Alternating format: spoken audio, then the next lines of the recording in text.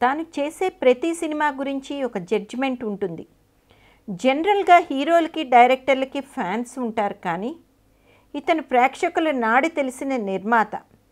ఇతనికి బీభత్సంగా ఫ్యాన్స్ ఉన్నారు. అతనే దిల్ ఉన్న రాజు, దిల్ రాజు. 14 సంవత్సరాల్లో ఇతను 25 సినిమాలు తీశారు. DJ is his 25th film. 80% success rate ఇతని సొంతం. అవుట్ ఆఫ్ 25 ఫిలిమ్స్ 6 ఫిలిమ్స్కి రిజల్ట్ రాలేదు. సక్సెస్ అందరి సొంతం అయినప్పుడు ఫెయిల్యూర్ కూడా అంతే అందరి బాధ్యత ఉంటుంది.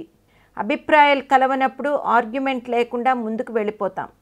ఉదాహరణకు రామరామ కృష్ణ కృష్ణ, మున్నా, రామయ్య వస్తావయ్యలో రాంగ్ స్టెప్స్ వేశాము అన్నారు దిల్ రాజు. జనరల్గా షూటింగ్కి వెళ్ళినప్పుడు ఈ కథకి మంచి రెస్పాన్స్ వస్తుందని జడ్జిమెంట్ వేస్తాం, కానీ సినిమా ఫ్లాప్ అయినప్పుడు కూడా ఎందుకు ఫ్లాప్ అయింది, కారణాలు ఏమిటి అన్నది అనలైజ్ చేస్తాం. మార్నింగ్ షో అయ్యాక తెలిసింది డీజే టాక్. అప్పుడు అనాలిసిస్ చేసుకుని నెక్స్ట్ టైం స్ట్రిక్ట్గా ఉండాలి, కాంప్రమైజ్ అవ్వకూడదని డిసైడ్ చేసుకుంటాం. డీజే మీద నేను పూర్తిగా కాన్సన్ట్రేషన్ చేయలేకపోయాను. బికాస్ అనిత మరణం నన్ను పూర్తిగా కృంగదీసింది. I miss her a lot. ఎప్పుడూ తను నాతో అంటూ ఉండేది, నా పేరు వేయడం వల్లే మీ సినిమాలు ఆడుతున్నాయని.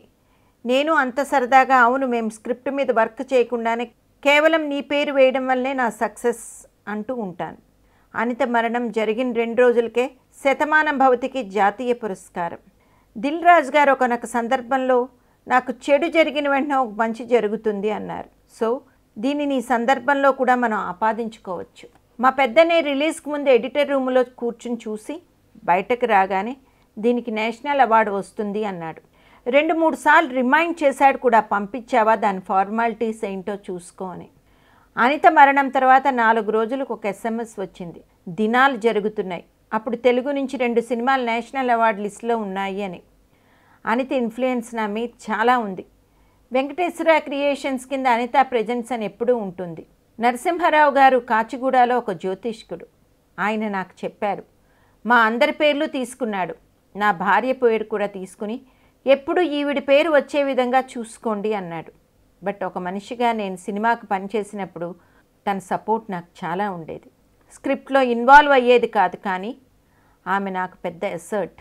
నేను వర్క్ చేసినప్పుడు ఎప్పుడూ ఆపేది కాదు. అవుట్డోర్లు అన్నీ ఫ్యామిలీతో వెళ్ళేవాళ్ళం. ఎవడు తర్వాత వెళ్ళలేదు. బికాస్ మా డాటర్ మ్యారేజ్ అన్నీ ఒకదాని తర్వాత ఒకటి జరిగాయి.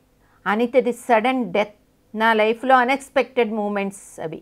నేను డీజే షూటింగ్కి అబుదాబి వెళ్ళాం.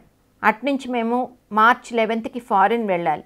కానీ ఎందుకో వెళ్ళాలి అనిపించగా మార్చ్ 5-6 తారీఖుల్లో బ్యాంక్ పని ఉంది అని చెప్పేసి బన్నీకి హరీష్కి అబద్ధం చెప్పి హైదరాబాద్ వచ్చాను. 6th నైట్ నేను బయలుదేరాలి. గ్రాండ్ సన్ ఉన్నాడని తన కింద బెడ్రూమ్లో పడుకుంది, నేను పైన పడుకున్నాను.